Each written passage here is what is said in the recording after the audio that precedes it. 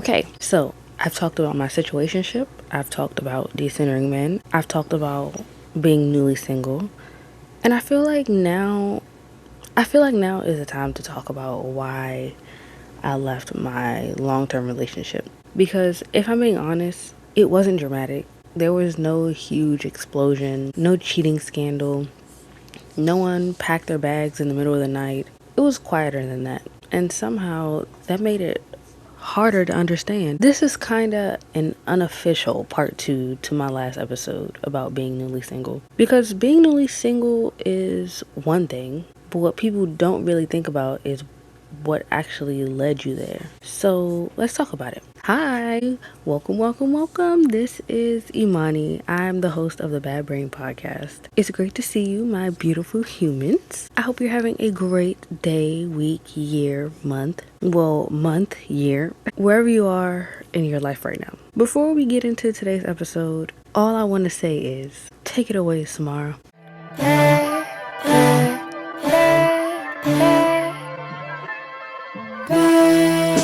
I was scrolling on Instagram the other day and I came across this video. And when I tell you I stopped in my tracks, I'm actually just going to play it. Here's the audio from the video. The hardest marriages for women to leave are often when they are married to husbands who are good guy presenting. And I want to explain this to you because these husbands, they don't yell, right? They don't cheat. They don't disappear. They show up when they're supposed to. They will help if you tell them exactly what to do, when to do it, how to do it every single time, right? They're not necessarily abusive. They're not really chaotic. They're not necessarily scary and having, huge outbursts. They're literally just there. And I think for so many women, this is what makes it so hard to name and so hard to leave, because nothing is technically wrong, right? But nothing is deeply right either. Like, he doesn't proactively make your life easier. He doesn't anticipate your needs. He doesn't carry the mental labor with you. He just sits there waiting for instructions, like a puppy dog waiting for a command, right? And when you're exhausted and you're resentful and you're already drowning, this will make you feel like you're crazy, because you have friends whose husbands are way worse than that. You've seen the horror stories. You've seen the TikToks. You know that worse guys out there exist. And your husband isn't necessarily like that. He's a good guy, right? But good guy presenting isn't the same as being an engaged and invested and a participative partner. Bare minimum behavior wrapped in politeness is still bare minimum. And what makes it so fucking draining is that you can't point to one big thing. It's not like one big thing happened in your marriage. It's literally death by 1,000 paper cuts. It's that you're not considered without asking. You're never relieved from your duties without delegating to him first. You're never being prioritized without being prompted or reminded. And then you start wondering if you're crazy. You start wondering if you're asking for too much, wondering if you're just too hard to please, if you'll never be happy. But you're not asking for too much. You're not too hard to please. You are literally asking for partnership, but you're getting this passive participation and you're being expected to tolerate it because it could always be worse. When I heard that, my stomach dropped because I realized that's exactly what my relationship felt like. Not toxic, not abusive, not chaotic, just misaligned. And that's the part no one prepares you for. Because when something is obviously bad, it's easier to leave. When someone is cheating on you, people understand why you left. When someone is hurting you, people understand why you left. But when someone is technically a good person and you're still unhappy, that's when questioning starts. That's when you start to question yourself. You start wondering, am I grateful? Am I asking for too much? Am I the problem? And that's where I lived for a really long time. And when I say a really long time, I'm talking about years. Because nothing was obviously wrong, but nothing felt deeply right either. And that feeling, it's so hard to explain to people who haven't experienced it. Because on paper, everything looks fine. We had history. We had a child together. We had years together. We survived things together. But emotionally, I felt alone. Not physically alone, emotionally alone. And there's a difference. A huge difference. You can lay next to someone every night and still feel like you're carrying the entire weight of your life by yourself. And that's exhausting. Seriously, that's so exhausting. Not in a dramatic way, in a quiet way, in a slow way, in a way that builds over time. I was going to compare it to the Empire State Building, but fun fact, the Empire State Building was built in 13 months, a year and 1 month. No, mine was building longer than that. Anyway, and the thing is, my life started changing. Not all at once, but piece by piece. I started going to therapy. I started healing. I started breaking patterns. I started looking at myself honestly. And when you start growing, you can't unsee things. You can't unfeel things. You can't shrink yourself back to the version of you that tolerated less.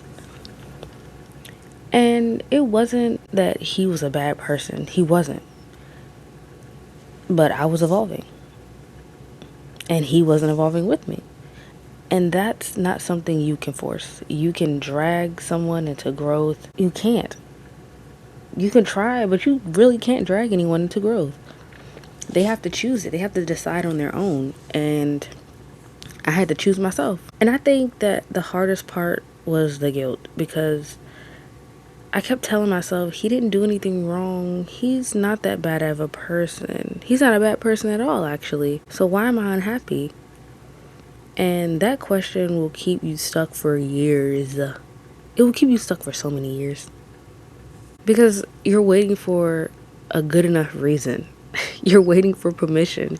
You're waiting for something dramatic enough to justify leaving. But sometimes the reason is simple. You just outgrew it, and that's enough. And for me, a lot of that outgrowing happened in small, everyday moments. Not in big dramatic ones. The normal ones, the quiet ones, like parenting. Because I was a mother all of the time. Not just when it was convenient. Not just when I had energy. All the time. And it started to feel like I was carrying 95% of the responsibility by myself. The schedule, the routine, the meals, the emotional care, the planning, the worrying, the thinking. And that kind of mental load it's invisible. No one sees it. They just see that things are working, and they don't see who's holding it all together behind the scenes. And I started to realize I was tired in a way that sleep couldn't fix, because it wasn't physical exhaustion. It was emotional exhaustion. That was the exhaustion of always being the one holding everything together. Always being the responsible one. Always being the one thinking ahead. Always being the one saving us. And I don't even think he realized how much I was carrying, because when you're the strong one, people get used to you being strong. That's so annoying, but it's true. They stop asking if you're okay. They just assume that you are. And when I did ask for help, he would help, but not really. He would do it in a way that made me regret asking for help in the first place. Half-assed, half-done, half-cared, half-present. And I didn't have the language for it back then, but now I do. From scrolling on TikTok, I learned the phrase weaponizing competence. And God, I hate that term because it sounds so harsh, but that's exactly what it felt like. It felt like if he did it badly enough, I would do it myself next time. And that's exactly what happened. So I stopped asking, not because I didn't need the help, but because it felt easier to just carry it myself than dealing with the disappointment and the resentment. That builds quietly. It doesn't explode. It accumulates. Even small things like cleaning. And I know people love to say this. They say women are just cleaner than men. But this wasn't preference. No, this was about effort. This was about respect. Because I would clean and clean and clean. And somehow it felt like I was the only one who could see the mess. And I started to feel crazy, like, am I asking for too much? Am I asking the wrong person? And when you start questioning your own reality like that, it does something to you. It makes you smaller. It makes you quieter. It makes you start accepting things that you never thought that you would accept. It started to feel like we weren't even living together. It felt like we were living separate lives. We were in the same home, but on completely different timelines. When I was waking up, he was going to sleep. When I needed support, he was unavailable. Not intentionally, but the result was the same. Even when he was right there, I was alone. And that loneliness inside of a relationship, it's a different kind of loneliness because you don't just miss the person, you miss the version of yourself that felt seen. And all of this was happening while my life was falling apart in other ways too. We were losing stability. We got evicted. Everything felt uncertain. Everything felt fragile.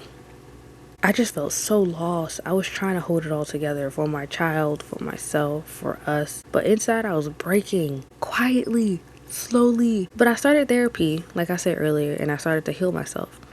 I started confronting those parts of me that I avoided for years, and healing changes you. And like I said earlier, it doesn't just make you feel better, it makes you see clearer. And clarity can end relationships that comfort once protected. Because once you see that truth, you can't pretend you don't. So, this is the part where I want to be honest. I want to talk about this honestly, not in a way that villainizes anyone, not in a way that removes my accountability, just in a way that tells the truth. There was a point where I started talking to someone else, not because I was looking for love, not because I thought they were the one, but because they saw me. They appreciated things that had become invisible in my relationship. They appreciated my cooking. They appreciated my effort. If I had a problem, they would try to fix it immediately. If I needed a ride, they'd offer. If I needed support, they'd show up. And for the first time in a long time, I felt seen because I didn't feel that way in my relationship. It just felt like all my wants and needs were just overlooked. It just felt like I was being dramatic. It felt like I was being naggy. And me feeling seen, that feeling can be intoxicating when you've been invisible for so long. And eventually, the rose-colored glasses came off because I realized something important. I wasn't running towards something healthy. I was running away. I was escaping. I was trying to avoid the pain and the truth of my current reality. And therapy helped me see that. Therapy helped me stop pointing outward and start looking inward. And I realized something that honestly changed my life. A lot of my life had been male-centered, which I talked about in my Decentering Men episode. My decisions, my emotions, my identity, my self-worth, all of it. And I realized I hadn't been truly single for over a decade. I had never fully gotten to know myself outside of being something to someone else, someone's girlfriend, someone's partner, someone's support system, but never just Imani, never just me. And that realization was where my decentering men journey came from. Not because I hate men, not because I'm bitter, but because I just needed to finally meet myself. And eventually, my partner found out that I had been talking to someone else. And we talked about it, honestly, openly. And I felt like the villain. I really did. Because regardless of how disconnected I felt, I made that decision. And he didn't deserve that. I don't want to rewrite history in a way that removes my responsibility. I made that decision, and because I felt so guilty, I thought the right thing to do was to stay. He didn't want to end the relationship, and I thought that's the least I can do for him. So I stayed. I thought maybe I should atone for what I did. Maybe I should fix it. Maybe leaving would make me an even worse person. So we stayed together. We tried. We continued forward, but something inside of me had already shifted. And a few months later, our relationship ended. Not over cheating, not over a huge fight, not over anything dramatic. It ended over floss. And I know that sounds ridiculous, but let me explain. I have braces. You can probably hear it in my speech, but I have braces. So flossing isn't an option for me. It's something I have to do consistently. And one day I went to floss my teeth and all of my floss was gone. The container was empty. There was none left. And I broke. I snapped. I got so angry. Not because of the floss, but because it represented everything. All the times I felt unsupported, all the times I felt unseen, all the times it felt like I was carrying everything alone, and I just ended the relationship over a floss. Eventually, when things cooled down, we had a conversation. And I remember explaining how I felt. Years of emotions, years of resentment, years of pain. And I remember feeling like my feelings were just being watered down, minimized, explained away, because every time I brought up something, every time I told him about how I felt about something in the past, he would say, "Well, that was years ago. You're just bringing up old stuff." And when I heard that over and over, I just thought, I can't live like this anymore. Not because he was evil, not because he was abusive, but because this wasn't the life I wanted. And finally, I said it out loud. I told him, this is not about floss. This is about how I've been feeling for years. And that was it. Not dramatic, not explosive, just honest. And once I said it, I felt calm. Not happy, not sad, just clear. Because it wasn't one moment that ended the relationship. It was a realization. After realization. After realization.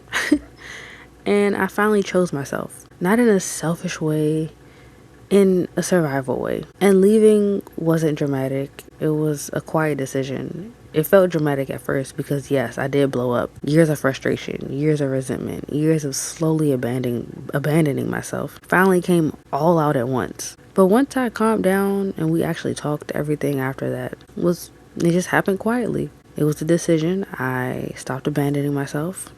A decision to stop shrinking, a decision to stop waiting for things to change, and to start changing my life instead, because I don't hate him. I could never hate him. I don't regret him. I actually love him. I love him so much, and I probably always will, in a different way. Not in the way that I first fell in love with him. No, I don't think I can love him in that way. But I will always love him because he was my person for so long. He was someone I thought that I would spend the rest of my life with, someone I thought I was going to marry. And more importantly, he gave me my son. So he wasn't just a chapter. He was a really long chapter, about 6 chapters. An important chapter, a life-changing chapter, but he wasn't my entire story. He's not my entire story. And though me and him will be connected through our son, no matter what, sometimes people aren't meant to grow with you. And sometimes people are meant to grow you. And there's a difference. And if you're listening right now and you feel guilty for outgrowing someone, I want you to hear this. You are not a bad person. Growth requires honesty. And honesty sometimes requires endings. Not because you don't love them, but because you finally loved yourself enough to listen to yourself. So skip all the turmoil and all the dramatics that I went through and just listen to yourself. If you are no longer happy, if you feel unseen, I think it's time for you to choose you. I hope you enjoyed this week's episode, and if you made it all the way to the end, let me know over on Instagram so we can talk about it. My Instagram link is in the description of this podcast. So let's talk. I hope you have a great rest of your day, week, year, month. I always say that backwards. Thank you for listening, you beautiful humans. And remember, you're allowed to outgrow what no longer grows you. I'll see you next time. Mwah. Take it away, Samara.